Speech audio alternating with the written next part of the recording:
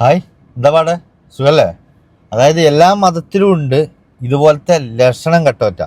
ഞാനത് പറയാനുള്ള കാരണം എന്താ വെച്ചിട്ടുണ്ടെങ്കിൽ, ഞാൻ പൊതുവെ അങ്ങനെ മതത്തിന്റെ കാര്യത്തിലോ രാഷ്ട്രീയത്തിന്റെ കാര്യത്തിലോ അങ്ങനെ ഇടപെടാത്തത്. പക്ഷെ ഈ ഇടയായിട്ടിൻ്റെ ഒരു 2-3-4 കണ്ടന്റ് ഫുള്ള് അതാണ്. അതെന്താന്ന് ചോദിച്ചാൽ ഇപ്പൊ കുറച്ചധികം അയക്കണു.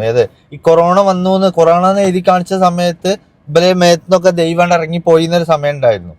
അതല്ലെങ്കിൽ ഓല ഭരിക്കുക എങ്ങനെ, യേശു എന്തൊക്കെ ചെയ്യണം, പടച്ചോൻ എന്തൊക്കെ ചെയ്യണം, ഇതൊക്കെ ഇവരെ കയ്യിലാ ചേരണ്ട്. ഇവര് പറയണ മാതിരി ഇവരെ ആളാ, എപ്പോ വേണമെങ്കിലും വരും പോകും, അങ്ങനത്തെ ഒക്കെ കുറച്ച് ടീമുകൾ ഉണ്ടായിരുന്നു. അതത്ര ഇതല്ലെങ്കിലും ഞാൻ എൻ്റെ മതത്തിന്റെ കാര്യമായാലും ശരി, മറ്റുള്ളവരുടെ മതത്തിന്റെ കാര്യമായാലും ശരി, ഇതുപോലുള്ള കള്ളന്മാരെ നിങ്ങൾ തിരിച്ചറിയണം. ഇനി ജനം ഇറങ്ങി തന്നെ ഇതിനെതിരെ പ്രതികരിക്കണം. അതല്ലെന്നുണ്ടെങ്കിൽ എന്താ പറയുക, ഇനിയുള്ള തലമുറ അങ്ങേയറ്റം മോശത്തിലേക്കാവും പോവുക. അതുകൊണ്ട് ഞങ്ങൾക്ക് ആദ്യം ഒരു വീഡിയോ കാണിച്ചു തരാം. കാരണം എന്താ വെച്ചാൽ ഈ വീഡിയോ ഞാൻ കാണിക്കാനുള്ള മെയിൻ ഉദ്ദേശം എന്താ വെച്ചിട്ടുണ്ടെങ്കിൽ, ഇസ്ലാമിനെ പറ്റിയിട്ട് ഈ തെറ്റിദ്ധാരണ വരാനുള്ള മെയിൻ കാരണം എന്ന് പറഞ്ഞിട്ടുണ്ടെങ്കിൽ ഇതുപോലത്തെ കള്ള മൂല്യന്മാരാണ്. അപ്പം ഞാൻ നിങ്ങൾക്ക് ജസ്റ്റ് ഒരു വീഡിയോ കാണിച്ചു തരാം. അതൊന്ന് കണ്ടിട്ട് ഞാൻ അതിന്റെ എക്സ്പ്ലനേഷൻ തരാം. ഒരു മിനിറ്റ് ഇതൊന്ന് കേട്ടോക്കാണി. ഭാര്യയും ഭർത്താവും കൂടി ഇങ്ങനെ പോവുക. അപ്പൊ ഹബീബായ സല്ലല്ലാഹു അലൈഹി വസല്ലം പറഞ്ഞു, ഓളാടന്നോട്ടെ. ഹബീബായ തങ്ങൾ കെട്ടാൻ ആഗ്രഹിച്ചു പോയാൽ ആ ഭർത്താവ് ത്വലാഖ് ചൊല്ലൽ നിർബന്ധമാണ്.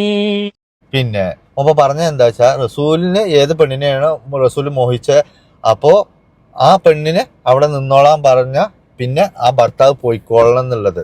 അതായത് റസൂൽ എന്നൊക്കെ പറഞ്ഞാല് എന്താന്ന് പറയാ, പെണ്ണിന് അത്രയും ബഹുമാനം കൊടുക്കണം. അത് റസൂലിനോട് ചോദിച്ചത്രേ, ഉമ്മയാണോ വാപ്പയാണോ പിന്നെ ഏറ്റവും കൂടുതൽ നമ്മൾ ബഹുമാനിക്കപ്പെടേണ്ടതും ആദരിക്കപ്പെടേണ്ടതും എല്ലാം ഉമ്മയാണോ വാപ്പയാണോ ചോദിച്ചപ്പോൾ 2 തവണ ഉമ്മ എന്ന് പറഞ്ഞിട്ട് 3-മതാണ് വാപ്പാടെ പേര് പറഞ്ഞിരിക്കുന്നത്. അത്രയും ഉമ്മാക്കും പിന്നെ സഹോദരിക്കും ഭാര്യക്കും മക്കൾക്കും എല്ലാം അത്രയും പ്രാധാന്യം ഇസ്ലാം കൊടുക്കുന്നുണ്ട്. ഇവനൊക്കെ ഓസിക്ക് വാങ്ങി നക്കാനും രാത്രി ചികിത്സ എന്നും പറഞ്ഞ് മറ്റുള്ളവരുടെ റൂമിലേക്ക് കയറാനും ഓരോ ഹദീസും കൊണ്ട് ഇവൻ ഇറങ്ങിയിട്ടുണ്ട്. ഇത് കുറേ കേൾക്കണം. പക്ഷെ ഇത് കേട്ടപ്പോൾ എനിക്ക് എന്തൊക്കെയോ പോലെയായി. കാരണം ഇത് കേൾക്കുന്ന ഒരു ഹിന്ദുവോ ക്രിസ്ത്യാനികളോ എന്താ വിചാരിക്കുക? റസൂലിനെ എത്രത്തിലുള്ളൊരു കാറ്റഗറിയിലാണ് പെടുത്തുക. അതുകൊണ്ടാണ് ഞാൻ ഇത്ര രൂക്ഷമായിട്ട് തന്നെ പറഞ്ഞത്. വേറെ ആരുമല്ല, ഇവരൊക്കെ തന്നെയാണ് ഇസ്ലാമിന്റെ ശത്രു. ഇവര് ഇസ്ലാമിന്റെ വേഷം കെട്ടിയോണ്ടോ അല്ല ഇസ്ലാമിന്റെ പേര് 4 സുബ്ഹാനല്ലാഹ് 2 ലാ ഇലാഹ ഇല്ലല്ലാഹ് ചെല്ലുക, ഇവരങ്ങോട്ട് ദീനിന്റെ വളണ്ടിയർ ആവുമെന്ന് വിചാരിച്ചാണ് ഇവരൊക്കെ അങ്ങനെ നക്കി പഠിഞ്ഞിരിക്കുകയാണ്. വിയർപ്പിന്റെ അസുഖം ഉള്ളത് കൊണ്ട് ഇതുമാരത്തെ കഥകൾ കൊണ്ട് ഇറങ്ങിയിരിക്കുകയാണ്. ഇതെല്ലാ മതത്തിലും ഉണ്ട്. പക്ഷെ എനിക്ക് ഇങ്ങനെ പറയാൻ പറ്റും എന്റെ മതത്തിലോട് ഈ കാണിക്കുമ്പോഴുള്ളൂ. എല്ലാ മതത്തിലും ഇത്തരത്തിലുള്ള കള്ളന്മാരുണ്ട്. ഞാൻ നിങ്ങൾക്ക് വേറൊന്ന് കാണിച്ചു തരാം. ഇയാളുടെ അല്ല, വേറൊരു മതത്തിന്റെ തന്നെയാണ്. അപ്പോൾ അതും ക്രിസ്ത്യാനികൾക്ക് അറിയാം, അറിയുന്നവർക്ക് അറിയാം ഇത് കള്ളനാണെന്നുള്ളത്. പക്ഷെ എല്ലാവരും ഇപ്പൊ ഇതുമാതിരി തുറന്ന് പറയില്ലല്ലോ. എങ്കിലും ഞങ്ങൾക്കൊന്ന് കാണിച്ചു തരാം. ഇതൊന്ന് കണ്ടോക്കണി. ഞാൻ ചോദിച്ചു, ആൺകൊച്ചാണോ വേണ്ടിയത് പെൺകൊച്ചാണോ? അവർ പറഞ്ഞു നാളെയാ പ്രസവം, ഇനിയിപ്പോൾ പറയാനൊക്കുമോ? ഞാൻ പറഞ്ഞാലും അന്നാലും പറ, ഞാൻ ദൈവത്തിൻ്റെ ഒക്കെ പറയാം. അയ്യോ ഇത് പെൺകൊച്ചാന്ന് ഞങ്ങൾ അറിഞ്ഞു. ഞാൻ പറഞ്ഞു നിങ്ങൾക്ക് വേണ്ടിയത് ആൺകൊച്ചോ പെൺകൊച്ചോ? പറഞ്ഞു ആൺകൊച്ചാണെങ്കിൽ നല്ലതായിരുന്നു. ഞാൻ അവരുടെ മദാമയായിട്ട് തോളെ കൈവയ്ക്കാം. ഞാൻ ഒരു മാത്രമേ ഉള്ളൂ. അവർ ഇടത്തുവശത്താണ് അവിടുത്തെ വണ്ടി ഓടിക്കുന്നത്. ഞാൻ എൻ്റെ ഇടത്ത് കൈ അവരുടെ തോളയിലിട്ട് വെച്ചിട്ട് പറഞ്ഞു, കർത്താവായ യേശുവിൻ്റെ നാമത്തിൽ ഈ പുഷ്പൻ്റെ ഭാര്യയുടെ വയറ്റിനകത്തുള്ള സ്ത്രീ കുഞ്ഞ് ആണായിട്ട് മാറട്ടെ യേശുവിൻ്റെ നാമത്തിൽ.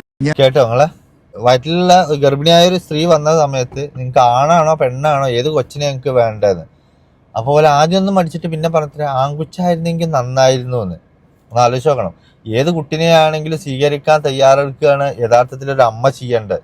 ആണായാലും പെണ്ണായാലും ആ കുട്ടിയെ കേടുപാടുകളില്ലാതെ കിട്ടുകയാണെന്നുണ്ടെങ്കിൽ അതിനെ നല്ല നിറഞ്ഞ മനസ്സോട് സ്വീകരിക്കേണ്ട ഒരു മനസ്സാണ് വേണ്ടത്. പക്ഷെ ഈ ചങ്ങായി ഇത് എന്തൊക്കെയാ പറയുന്നു, ആണിനെ പെണ്ണാക്കി പെണ്ണിനെ ആണാക്കി എന്നൊക്കെ പറഞ്ഞിട്ട്. ഇതും ഇതേമാതിരി ടീംസാണ്, അതിൽ യാതൊരു സംശയമല്ല. കാരണം എന്താ അറിയോ, ഒരാളേത്തേക്ക് അള്ള വന്നിട്ടുണ്ടാവും, ഒരാളേത്തേക്ക് യേശു വന്നിട്ടുണ്ടാവും. പിന്നെ ഹിന്ദു സമൂഹത്തില് ഉണ്ട്. പക്ഷെ ഇത്തരത്തില് അധപ്പതിച്ച കാര്യങ്ങളൊന്നും അവര് വല്ലാണ്ട് രംഗത്ത് വരില്ല. എന്നാലും ഉണ്ട്. പൂജാരി അതെന്നൊക്കെ പറഞ്ഞിട്ടുള്ള കുറെ ഐറ്റംസ് ഉണ്ട്. പക്ഷെ ഇങ്ങനത്തെ വാഗ്ദാനങ്ങൾ കൊടുക്കലില്ല. ഓലെ ഇവരൊക്കെ റെഡിയാ. ഇവലത് എപ്പോഴും ഓലത്ത് വന്നു പോകും, വിരുന്നേരാവണു. യേശു പിന്നെ അതൊന്നും മാറ്റിക്കാ, അതൊന്നും അങ്ങോട്ട് അയക്കാം എന്നൊക്കെ പറഞ്ഞിട്ട് എന്താ പോലെ കൂലിപ്പണിക്കാരനല്ലേ അത്. ആലോചിച്ച് നോക്കണം. അതായത് നമ്മൾ എന്തെങ്കിലും തെറ്റുകൾ ചെയ്യുമ്പോൾ നമുക്കൊരു ബോധം വരുന്നത് എന്താ, ഇത് ആര് കണ്ടില്ലെങ്കിലും മുകളില് നമ്മുടെയൊക്കെ ഒരു സൃഷ്ടാവ് കാണുന്നുള്ളൊരു ഭയം ഉണ്ടാവും. ഇതൊരു സൃഷ്ടാവിനെ കച്ചവടം. അതൊന്ന് ആലോചിച്ചോ, കൊട്ടയിലാക്കിയിട്ടാ കച്ചവടം. എന്നാ ഈ കൊറോണ സമയത്ത് ഇവരൊക്കെ എവിടെ ഒരു മാസ്കും വെച്ചിട്ട് ഇങ്ങനെ നടക്കുകയായിരുന്നു. എവിടെ ഡോക്ടറെ, എവിടെ ആ പ്രളയം വന്നപ്പോ ഇവരെവിടെയായിരുന്നു? ഇതിനൊന്നും ഇവരെ കൊണ്ട് ഇവരെ സ്റ്റേജിൽ കണ്ട് ചെല്ലണം. സ്റ്റേജിന്റെ മുന്നിൽ കസാലിട്ടി ഇരുന്ന ഓലത്തേക്ക് യേശു വരും, പടച്ചോം വരും. ഓൽക്ക് ഭയങ്കര എന്താ പറയുക, കറാമത്ത് മീൻസ് ഒക്കെ നേരിട്ടിട്ട് ഇടനിലക്കാരനില്ലാതെ ദൈവം ഓലും തമ്മിൽ ഒരു ഭയങ്കര പരിചയക്കാരാ, ഭയങ്കര കമ്പനി ആയിരിക്കും. ഒന്ന് ആലോചിച്ച് നോക്കാം. എന്നാലും ഓലൊക്കെ മുഖത്ത് കൂടെ ചിരങ്ങും ചൊറിയാക്കാരം അതൊന്നും മാറ്റാൻ ഇതുവരെ ഒരു ആർക്കും കഴിഞ്ഞിട്ടില്ല. ഒരു നാട്ടുകാരത് മുഴുവൻ മാറ്റി കൊടുക്കാൻ റെഡിയില്ല ആളുകളാ. ഇനി ഇതൊന്ന് കേട്ടോ കാണി. പിന്നെ അപ്പോൾ ഞാൻ ഇവിടെ വന്ന് ഉടമ്പടി എടുക്കുമ്പോൾ ആ സ്ഥലം വിറ്റിട്ടുണ്ടായിരുന്നു. ഞങ്ങൾക്ക് സാമ്പത്തിക പ്രശ്നങ്ങൾ ഉള്ളതുകൊണ്ട് പലവിധ തടസ്സങ്ങളായിരുന്നു ആ സ്ഥലം എഴുതി മാറാൻ. സ്ഥലം വാങ്ങിച്ചവർ ഞങ്ങൾക്കെതിരെ കൊണ്ട് കേസ് കൊടുത്തു. 82 സെന്റ് സ്ഥലം ഉണ്ടെന്ന് പറഞ്ഞ് വിറ്റിട്ട് അതിലും കുറവാണ് എന്നൊക്കെ പറഞ്ഞ് അവർ കൊണ്ട് കേസ് കൊടുത്തു. ഞങ്ങളെ സ്റ്റേഷനിൽ വിളിപ്പിച്ചപ്പോൾ ഞാൻ മാതാവിന്റെ ഉടമ്പടി കാശ് രൂപവും എൻ്റെ കയ്യിൽ പിടിച്ചുകൊണ്ടാണ് ഞാൻ സ്റ്റേഷനിൽ പോകുന്നത്. എന്താ ഇപ്പോൾ പറയുന്ന അറിയോ? ഞങ്ങൾ 82 സെന്റ് സ്ഥലം വിറ്റതാണ്. എന്നിട്ട് ഞങ്ങൾ അതിൽ അത്രയും സ്ഥലം ഉണ്ടായിരുന്നില്ല എന്ന് പറഞ്ഞിട്ട് അവര് കേസ് കൊടുത്തു എന്ന്. എന്ത് മനുഷ്യരാ? അത് അളന്നു നോക്കാനോ അല്ലെങ്കിൽ ഒരാളെ കൊണ്ട് അളപ്പിച്ചാനോ പറ്റൂല. ഓള് പോലീസ് സ്റ്റേഷനിലേക്ക് എന്തൊക്കെ മാതാവിന്റെ എന്തൊക്കെ എടുത്തും കൊണ്ട് ചെന്നു എന്ന്. ഇനി ബാക്കി കേക്ക്. 5-ാം തീയതിക്കുള്ളിൽ സ്ഥലം എഴുതി തന്നേക്കാമെന്ന് പറഞ്ഞു. 12-ാം തീയതി ഇവിടെ വന്ന് ഞാൻ ഉടമ്പടി പുതുക്കി 5:30 എഴുന്നേറ്റ് പ്രത്യക്ഷീകരണ പ്രാർത്ഥന ഞങ്ങൾ എല്ലാവരും കൂടി ചൊല്ലി. എൻ്റെ ഹസ്ബൻഡും രണ്ടാമത്തെ കൊച്ചും കൂടെ സ്ഥലം അളക്കുന്നിടത്തേക്ക് പോയി. ഞാൻ ഒരു മുറിയിൽ കയറി ബൈബിള് വായിച്ചുകൊണ്ടേയിരുന്നു. എൻ്റെ മൂത്ത കുട്ടിക്ക് 12 വയസ്സാണ് പ്രായം. അവൾ പ്രത്യക്ഷീകരണ പ്രാർത്ഥന 21 തവണ വേറൊരു മുറിയിൽ കയറി കഥ കടച്ചിരുന്ന് ചൊല്ലിക്കൊണ്ടിരുന്നു. അതിനിടയ്ക്ക് ഞാനൊന്ന് ഫോൺ വിളിച്ചപ്പോൾ പറഞ്ഞു സ്ഥലം അളന്നുകൊണ്ടിരിക്കുകയാണ്. ഫോൺ വെച്ചു. ഞാൻ പ്രാർത്ഥിക്കുമ്പോഴെല്ലാം ഞാൻ കാണുന്നുണ്ട് കൃപാസന മാതാവ് സ്ഥലം അളക്കുന്ന ചങ്ങലയിൽ അമ്മ ഇങ്ങനെ പിടിച്ചിരിക്കുന്നതായിട്ട് ഞാൻ കാണുന്നുണ്ട്. ഞാൻ ആ മുറിയിൽ തന്നെ ഇരുന്ന് ബൈബിള് വായിച്ചുകൊണ്ടിരുന്നു. കുറേ കഴിഞ്ഞപ്പോൾ വീട്ടിൽ വന്നപ്പോൾ എന്നോട് പറഞ്ഞു 82 സെന്റ് സ്ഥലം എന്നുള്ളത് മാത്രമേ ഞങ്ങൾ ആഗ്രഹിച്ചുള്ളായിരുന്നു, അതിൽ നിന്ന് കുറഞ്ഞു പോകരുതെന്ന്. വീണ്ടും അതിന് പ്രശ്നങ്ങൾ ഉണ്ടാവുമല്ലോ, അതിൽ നിന്ന് കുറഞ്ഞു പോകരുതെന്ന് ആഗ്രഹിച്ചു. 82 സെന്റ് സ്ഥലം എന്നുള്ളത് അളന്നു വന്നപ്പോൾ 96 സെന്റ് സ്ഥലമായിട്ട് ഞങ്ങൾക്കത് കിട്ടുവാനിടയായി. കേട്ടോ നിങ്ങളെ? 82 സെന്റ് സ്ഥലം ഒരു വിറ്റു. ഒരു കൊണ്ടുപോയി കേസ് കൊടുത്തു. ഇതിൽ 82 ഇല്ല, ഞങ്ങളെ പറ്റിച്ചു പറഞ്ഞിട്ട്.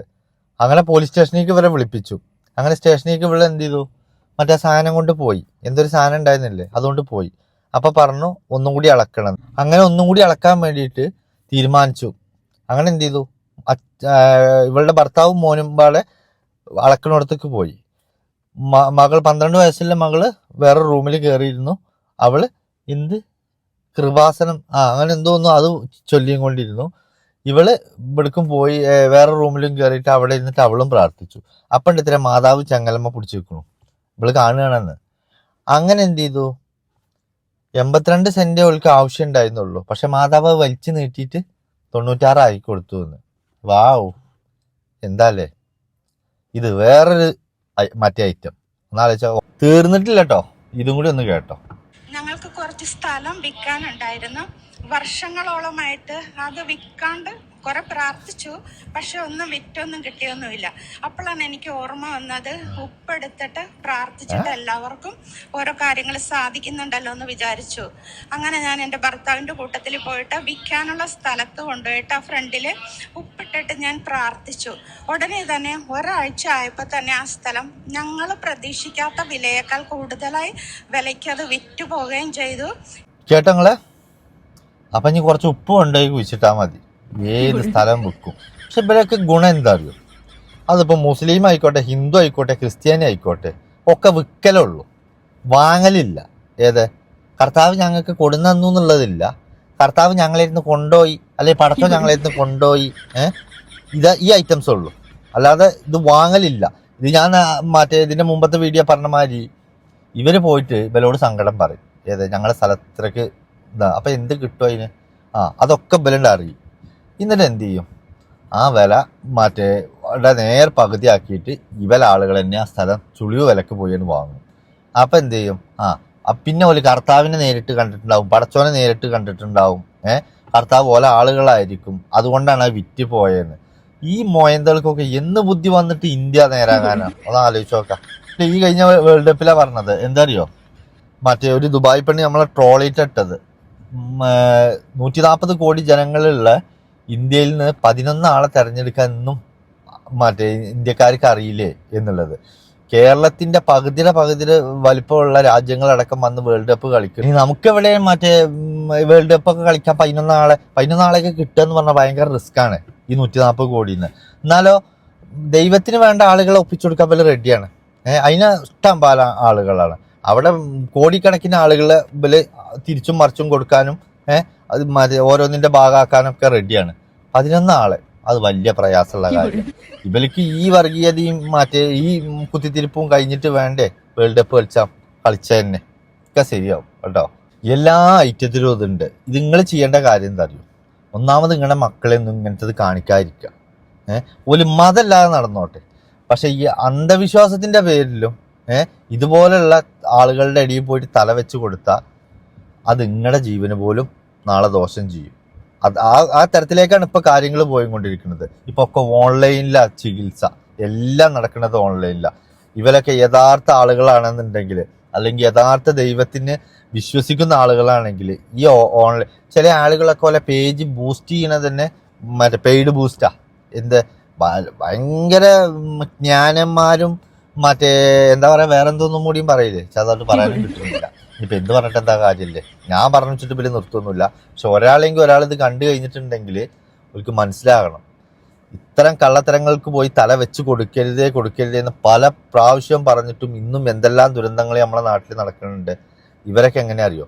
ഇവരൊക്കെ നരമ്പ് തെറ്റിയ ആളുകളാ. ഓലെ അസുഖം വേറെയാണ്. ഓൾക്ക് 2 ലക്ഷ്യമുള്ളൂ, ഒന്ന് കാശ്, ഒന്ന് പെണ്ണ്. ഇതിന് വേണ്ടിയിട്ടാണ് ഇവര് നടക്കുന്നത്. അങ്ങനെ തന്നെ പച്ചക്ക് പറ. അതിപ്പോ ആർക്ക് എന്ത് തോന്നിയാലും എനിക്ക് പ്രശ്നമല്ല. ഇതിന് വേണ്ടിയിട്ടാണ് ഇവർ നടക്കുന്നത്. ഇങ്ങനത്തോടത്ത് പോയി തല വെച്ചിട്ട് മക്കളുടെയും കുടുംബത്തിൻ്റെയും നല്ല സന്തോഷമുള്ള ഒരു ജീവിതം ഇല്ലാണ്ട് ഞങ്ങളാക്കരുത്. അത്രേ എനിക്ക് പറയാനുള്ളൂ. എന്നാൽ ശരി, പോട്ടെ, ബായ്.